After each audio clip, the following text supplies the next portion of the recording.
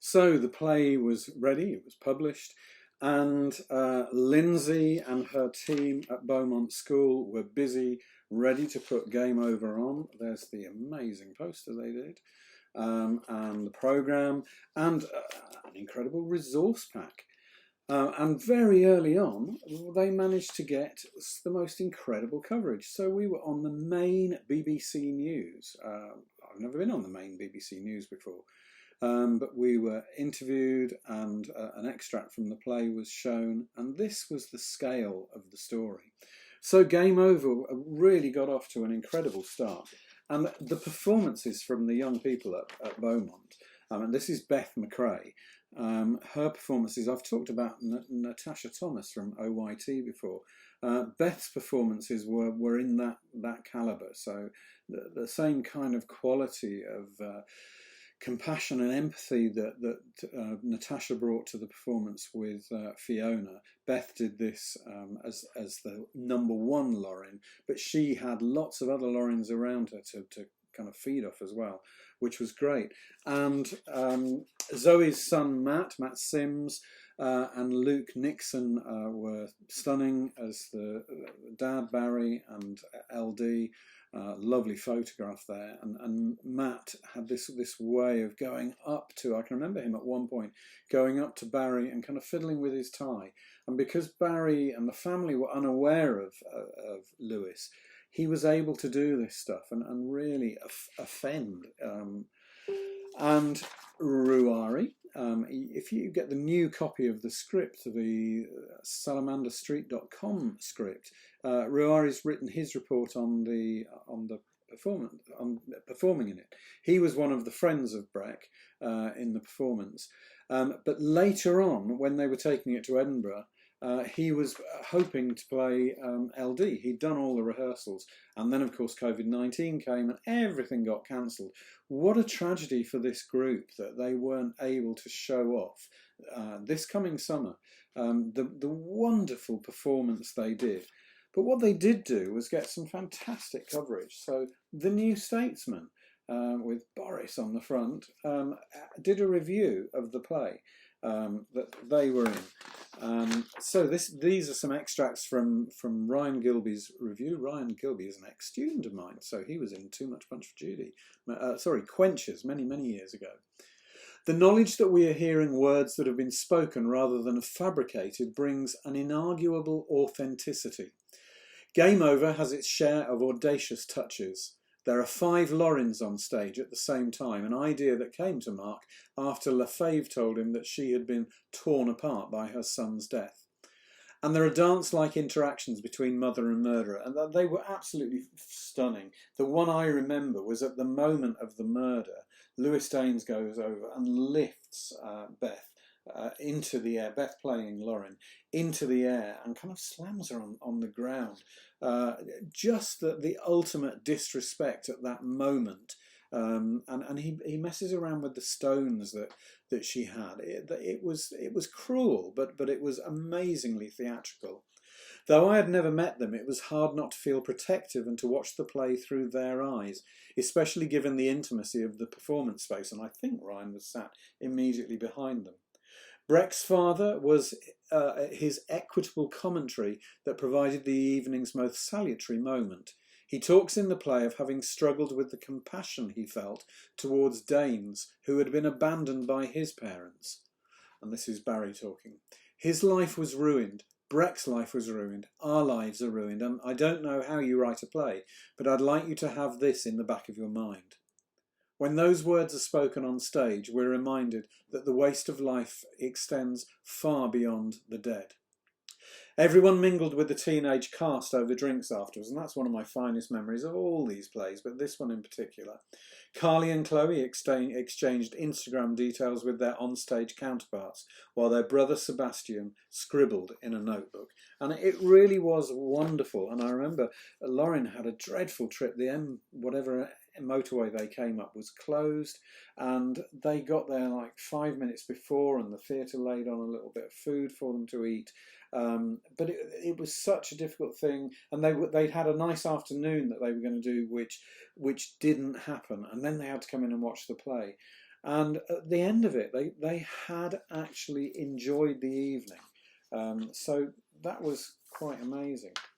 Thank you, Beaumont School, because you gave the play a most incredible start, and it then went on to be performed by the Stephen Joseph Theatre Youth Theatre in Scarborough, one of my favourite theatres.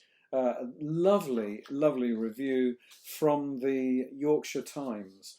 A classic example of verbatim theatre. It unmistakably has the stamp of authenticity. The play was totally riveting, the audience completely immersed in what was caught in the spotlight before them in the dark round of the stage. A torturous tale with cruel twists of fate, deceptions and misunderstandings, carrying throughout the sense of inevitability of tragedy. It goes without saying it holds an enormously important contemporary message. Andrew Liddell, the Yorkshire Times. And there were some stunning pictures from that production. I'm pretty sure this is from that production, and I'm pretty sure this is from that production. Really, really good. And it then went on to be performed in Deal, the local town of Lorin, and that was a performance they did. And Haverhill, who did such a fantastic performance of Checkered Flags. Haverhill did a performance, and there we are afterwards in a Q&A. And it was fantastic to have Chloe, there she is, Chloe, and Carly involved in a Q&A afterwards with an audience. And what confident young ladies they are to do that. I mean, they've been involved in things doing this on the TV a lot. Now, this was one of the things that I never had. I'd never been involved in a play where people who were telling the story to me had such TV coverage. And one of the lovely things that Carly said to me was how she was most impressed by all the coverage, by the fact that the play had worked and it had that live element. So that was just a perfect thing. And thank you, Carly, for saying that. It was really nice. And there we all are. Lorin, Chloe, myself, and Carly. And then the play has now come out as a script by Salamander Street.com. It's a new version of the play. Hardly any changes. There's one important alteration, which is that Chloe said when the police were talking to her, they talked to her not about hamburgers, not about handbags, which is what I thought I'd heard, but hamburgers. And there's lots of different bits in the beginning of this play, in the introduction. So we've got an introduction to directing Game Over by Lindsay, and an introduction into acting by Ruari. And Lorin has also written an introduction for this as well. So it's a very much more complete version of the play and the background as well. And when the script first went out, we had these wonderful reviews. I've just finished reading Game Over by Mark Wheeler in preparation for teaching our new Year 12 Teach BTEC in September. What an incredibly moving piece of theatre, with a story that must be shared with our young people. Picked it up as soon as the postman delivered it this morning and honestly couldn't put it down until the end. Bubbling with ideas for shaping this story. Thank you. Another one. Absolutely loved it. Loved and cried buckets. I read the play and thought, gosh, I never see heart-shaped stones. But then the next day my son came home with one. It seemed so significant. The play really moved me. It's so honest and something I'm sure every parent is fearful of. I can second that. The way you have structured it is very powerful. I've just done I Love You Mum with my Year 10s, and I'm thinking now of doing this for C2 of the BTEC Award, if I'm allowed. I'm sure you will be. You'll certainly be allowed by me.